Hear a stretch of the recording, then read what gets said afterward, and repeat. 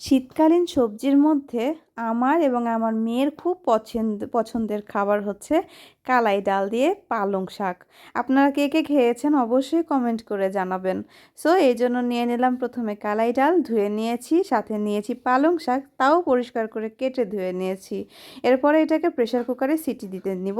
দিলাম পেঁয়াজ, মরিচ এবং রসুন, সামান্য পানি দিয়ে ভালো মতন 4টা থেকে 5টা সিটি দিয়ে নামিয়ে নিব এবং সুন্দরভাবে আমি এটাকে কি করব, মিক্স করে নেব। আপনারা চাইলে ব্লেন্ডও করে নিতে পারেন। ব্লেন্ড করে নিলে একদম শাকটাও একদম মিশে যাবে। সো এর মধ্যে লবণ, হলুদ এবং আদা রসুন বাটা দিয়ে খুব ভালো মতন কিন্তু মিক্স করে নিচ্ছি। খুব সময় নিয়ে এটাকে মিক্স করতে হবে যেন ডাল আর শাকটা খুব ভালো মতন মিলে যায়। এই যে দেখুন আমার ডালটার কিন্তু রং একদম চেঞ্জ হয়ে গেছে, সবগুলো শাক গলে গিয়ে একদম গ্রিন হয়ে গেছে। ডালটা খেতে কিন্তু ভারী মজা। সো আপনারা অবশ্যই ট্রাই করবেন। এবার তেলে দিব। তেলে দিতে কিছু লাগবে না, শুধু লাগবে এর মধ্যে তেল দিয়ে দিয়েছি। তেলের মধ্যে দিব শুকনা মরিচ, এর মধ্যে দিব রসুন কুচি এবং পেঁয়াজ কুচি।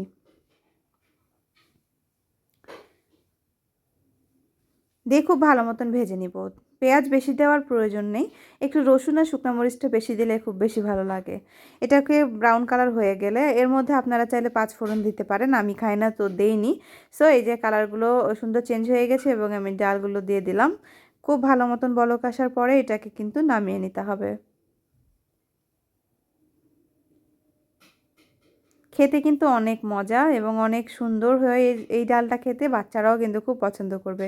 অবশ্যই ট্রাই করবেন, আর ট্রাই করে কেমন হয়েছে আমাকে জানাতে ভুলবেন না।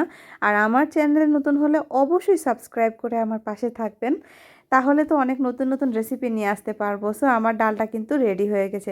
এই ডালটা অন্য ডালের তুলনায় একটু ঘন হয় এবং খেতে কিন্তু অনেক মজা। শীতের দিনের এই সবজিটা ট্রাই করবেন অবশ্যই এবং আমাকে কমেন্ট করবেন। ধন্যবাদ আমার সাথে থাকার জন্য এবং সকলকে জানাচ্ছি শুভেচ্ছা।